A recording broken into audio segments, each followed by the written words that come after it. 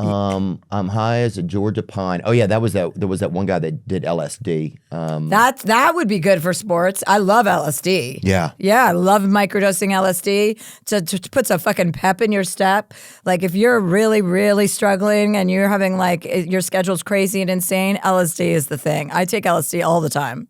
Really? I love it. A microdose. What is there a type of like? So how much is a microdose of LSD? Because I have a sheet of like 370 hits. I get all my drugs in Canada. I have a house in Whistler, and drugs are legal there. Mm-hmm. And it's like you don't have to worry about any fucked up shit in Canada. My friends who make that, like I get that are doctors. One's a therapist. One's a neurobiologist. They actually get the cleanest stuff. Like they get MDMA and they'll put it in capsules, and you'll get a microdose of like 50 milligrams of MDMA, which is awesome because that's like just being in a good mood. You know what I mean? You're not over the top. Right. You're not licking people and stuff. You're shaking hands and being normal. And you're like, this is a great time. I feel like dancing. I like you. You know, LSD, same thing, just an upper, like a pick-me-up, you know?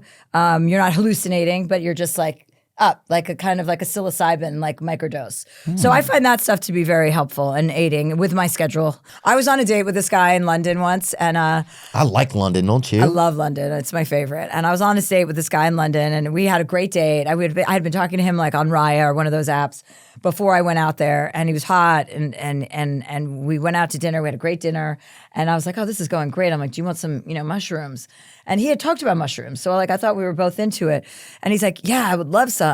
And we get back to my house, and I would get back to my hotel, and he's just dripping, sweating, like. And I'm like, are you? And he just looked like he was about to throw up. And he's like, I think I'm gonna throw up. And I'm like, oh my God. Are you? He's like, I'm fucking flying. And I was like, oh my God, I felt like Bill Cosby, you know, like I drugged this man. And I go, oh my God. And then he had to take a walk outside. I go, yeah, go take a walk. And I'm texting. Take a walk. I go take a walk. He needed fresh air. I go take a walk. And he came back like 20 minutes later. He's like, I'm sorry, but I have to go home. Like I'm fucking hallucinating.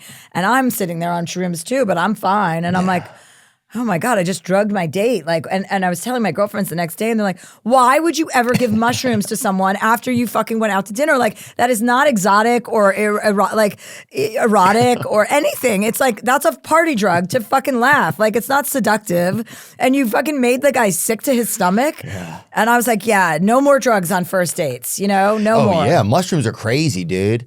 I remember taking them one time, and some girl's like, let me see. She didn't even want to make out, or she's like, let me see your weird dick or whatever. And I was like, because I guess like she was really getting the swirls, she's like, let me see your weird dick.